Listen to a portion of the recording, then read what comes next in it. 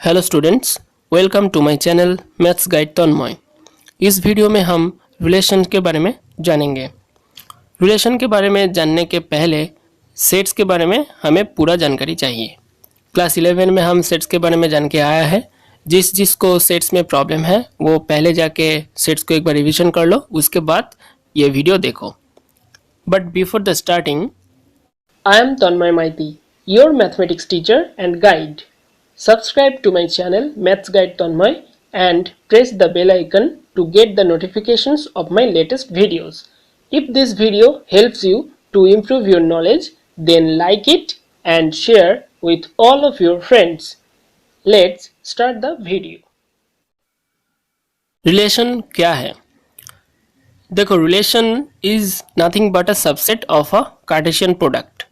This is the definition of relation. But what is Cartesian product? We know about Cartesian product. In class 11 we have learned about Cartesian product. यहाँ पे एक बार और मैं बता देता हूँ तुम लोगों के लिए कि Cartesian product क्या होता है। यहाँ पे मैं एक सेट लेता हूँ A सेट, जिसके अंदर एलिमेंट्स है A, B, C, और यहाँ पे एक सेट लेता हूँ B सेट, जिसके अंदर एलिमेंट है 1, 2। देखो, अब हम क्या करते हैं, कार्टेशियन प्रोडक्ट क्या होता है। कार्टेशियन प्रोडक्ट वो होता है all ordered pairs made by set A and set B. Ordered pairs मतलब ordered pairs are the pairs made by one element of set A and one element of set B. A sets के अंदर से एक element को ले लो और B sets के अंदर से एक एलिमेंट को ले लो। इस दोनों एलिमेंट को अगर हम कमा देकर लिखते हैं तो ये जो एलिमेंट आता है इसको हम ऑर्डर्ड पेयर कहते हैं। कितने ऑर्डर्ड पेयर बन सकते हैं इस ए और बी सेट्स के एलिमेंट को यूज़ करके? तो यहाँ पे देखो, हम एक ग्राफ दिखाता है। तो ए सेट, यहाँ पे ए सेट्स का जो एलिमेंट, पहला एलिमेंट है ए। इस ए को हम इस बी सेट को पहला एलिमेंट 1 के साथ एक बार लेता हूँ तो A1 यहाँ पे हम लिख सकते हैं। उसके बाद इस A को 2 के साथ एक बार ले लो तो A2 और एक एलिमेंट हो जाएगा, A1 A2 हो जाएगा। ऐसे करके हम B1 B2 लिख सकते हैं। B को एक बार 1 के साथ ले लो और B को एक बार 2 के साथ ले लो तो B1 B2 हो जाएगा। ऐसे करके C को एक बार 1 के साथ ले लो और C को एक बार 2 के साथ ले लो तो C1 C2 एलिमेंट हो जाएगा। तो जो एलिमेंट होगा, जो ऑर्डर पेयर्स हमको मिलेगा, उन सब को लेकर जो सेट बनेगा उस सेट को हम कहेंगे Cartesian product of set A and B। Clear? तो चलो देख लेते हैं हम क्या किया है। यहाँ पे मैं वही एग्जाम्पल लिया है, A set ABC and B set का एलिमेंट 1, 2। तो A क्रॉस B को हमने लिखा है, A क्रॉस B मैंने कह दिया था। A क्रॉस B, यहाँ पे देखो, ये जो कार्टेशियन प्रोडक्ट होता है दो सेट को, A एंड B सेट्स का कार्टेशियन प्रोडक्ट को हम लिखते हैं A क्रॉस B ऐसे। A क्रॉस B मतलब A कार्टेशियन प्रोडक्ट B। तो यहाँ पे A क्रॉस B जो है, A cross B equals to A के साथ एक बार 1 लिया है A1, A के साथ 2 ले लो A2, B के साथ 1 B1, B के साथ 2 B2, C के साथ 1 और 2 लेकर C1 C2, हमें A क्रॉस B मिल गया। अब हम चल जाते हैं B क्रॉस A के ऊपर। B क्रॉस A, देखो यहाँ पे एक बात ध्यान रखना जरूरी है, पहला वाला जो सेट होगा उसका एलिमेंट पहले होगा और बाद में जो भी सेट है उसके एलिमेंट बाद में होगा। तो पहले देखो A क्रॉस B था, हमको A क्रॉस B के अंदर जो भी एलिमेंट है उसके सब पहला वाला एलिमेंट देखो A सेट्स के अंदर है। यहाँ पे देखो A B B C C है, तो A के अंदर देखो A B C एलिमेंट है। तो ऐसे करके B क्रॉस A के अंदर जो भी एलिमेंट होगा उसमें B का एलिमेंट पहले होगा, उसके बाद A का एलिमेंट होगा। तो यहाँ पे देखो A है, B क्रॉस A है, तो B क्रॉस A का मतलब क्या है? B का जो एलिमेंट है उसके साथ A का जो एलिमेंट है उसका ऑर्डर पेयर्स लेना होगा। तो यहाँ पे पहले 1 है, उसके साथ A को ले लो, 1A हो जाएगा। उसके बाद 1 के साथ B को ले लो, 1B हो जाएगा। उसके बाद 1 के साथ C को ले लो, 1C हो जाएगा। ऐसे करके 2a 2b 2c इन सब एलिमेंट्स को हम पा सकते हैं। तो ऐसे करके b क्रॉस a को हम ढूंढ सकते हैं। Clear? Now a cross a हम कैसे ढूंढेंगे, ये रास्ता हमें पता होना चाहिए। तो a क्रॉस a देखो, a cross a is also a Cartesian product from set a to set a, मतलब दोनों ही सेट a होगा।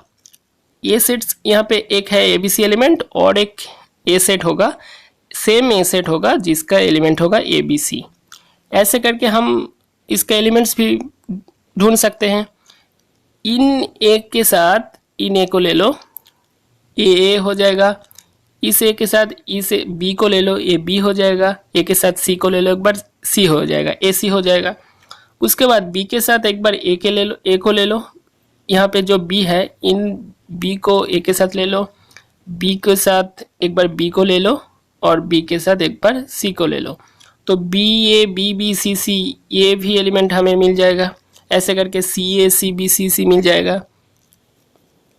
आप सब समझ सकते हो क्या? अगर कोई प्रॉब्लम है तो मुझे ज़रूर बताना। मेरा हिंदी उतना अच्छा नहीं है, लेकिन जितना मैं कह सकता हूँ मुझे उम्मीद है कि आप सब समझ जाओगे मेरा बात। ठीक है, तो चलो ए क्रॉस ए हम यहाँ पे ढूंढ लिया। उसके बाद हमें ढूंढना है B cross B. B cross B क्या होगा? B cross B is also Cartesian product from set A to set B. यहाँ पे बी के अंदर 1 और 2 इन दोनों एलिमेंट हैं। हमें और एक बी सेट लेना होगा, same to same B set लेना होगा जिसके अंदर 1 2 इन दो एलिमेंट होगा। तो 1 के साथ एक बार 1 को ले लो, 1 के साथ 1 को लेने के बाद 1 1 होगा, 1 के साथ 2 को ले लो, 1 2 हो जाएगा। उसके बाद 2 के साथ एक बार 1 ले लो और 2 के साथ एक बार 2 ले लो, तो क्या होगा? 2 1 2 2 हो जाएगा। तो देखो 2 1 2 2 यहाँ पे लिख दिया मैंने। तो बी क्रॉस बी क्या हो जाएगा, यहाँ पे हम ढूंढ लिया। तो कार्टेशियन प्रोडक्ट कैसे हम ढूंढेंगे? अगर हमें दो सेट्स गिवन हैं तो वो रास्ता हमें पता चल गया। और यहाँ पे एक बात मैंने और लिख दिया, ए सेट अगर 5 होता है और बी सेट अगर 5 होता है, इन दोनों सेट अगर 5 हो जाता है तो ए क्रॉस बी क्या होगा? ये भी 5 होगा। क्योंकि अगर ए सेट्स के अंदर कोई एलिमेंट नहीं है और बी सेट्स के अंदर भी कोई एलिमेंट नहीं है, तो इन दोनों से जो ऑर्डर पेयर्स बनेगा वो कैसे होगा? उसके अंदर भी कोई एलिमेंट नहीं होगा। इसलिए ए क्रॉस बी के अंदर 5 ये एलिमेंट होगा। क्लियर? तो एक बार डेफिनेशंस को हम देख लेते हैं, ये खाते पे नोट कर लेना।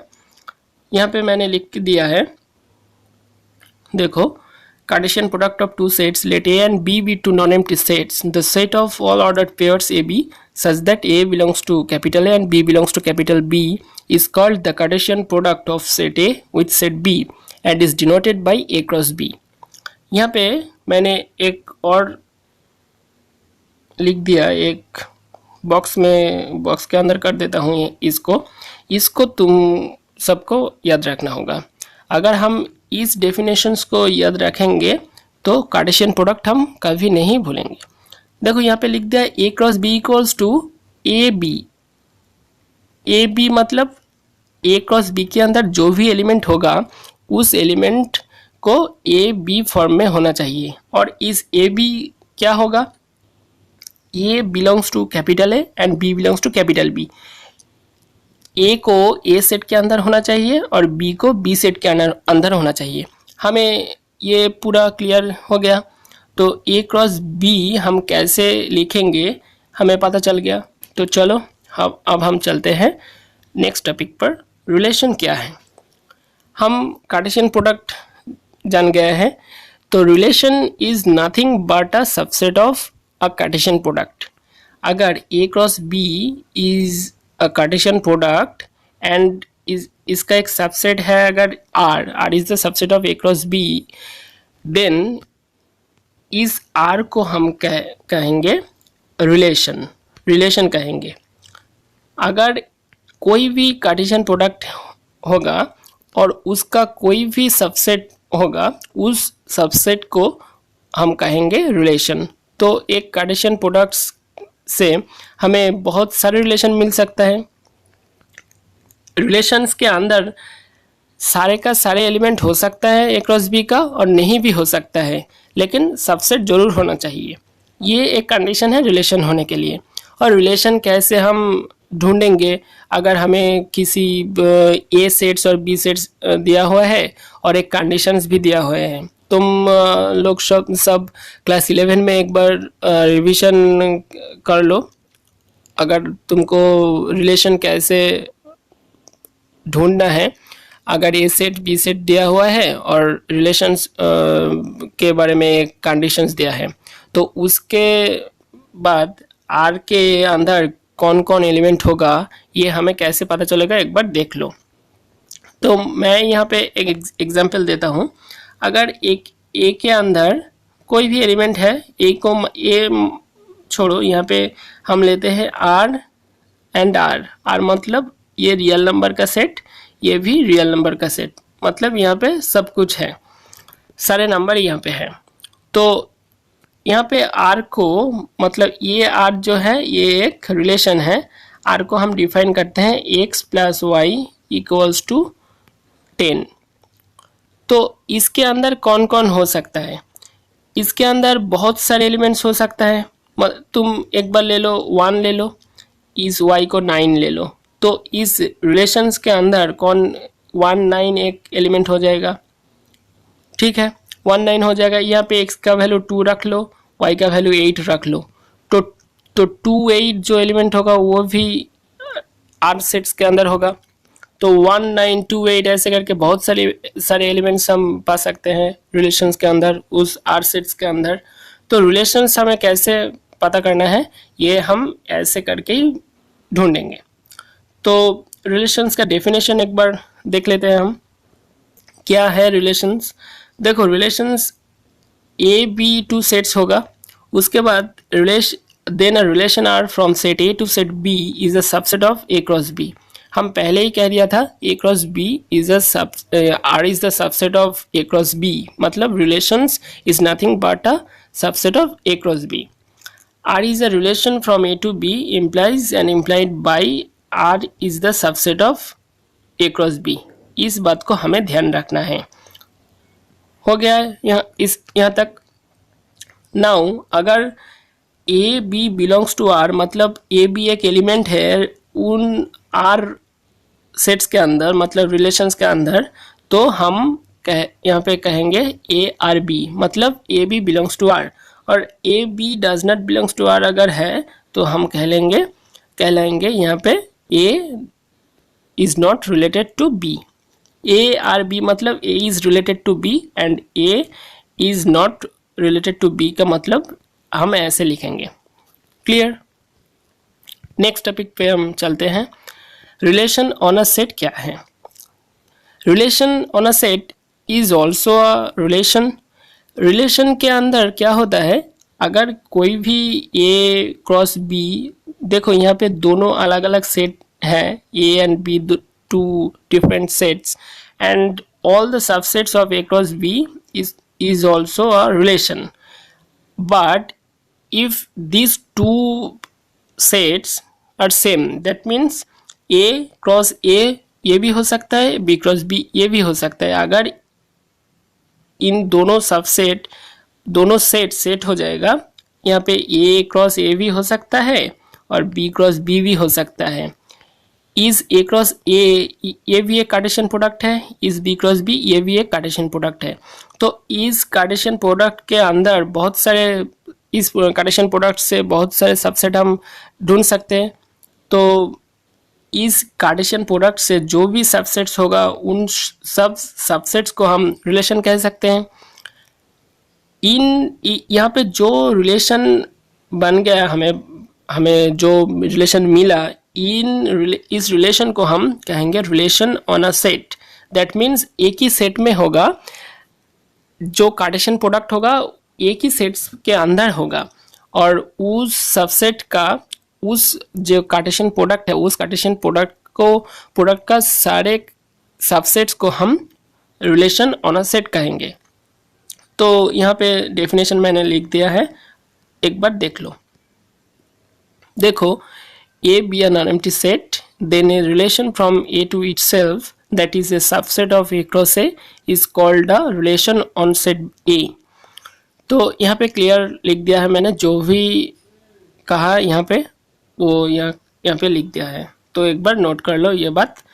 तो आशा करता हूँ ये जो भी मैंने बताया आप सबको समझ आया है। इस वीडियो में इतना ही, नए वीडियो लेकर फिर आएंगे, तब तक साथ रहो।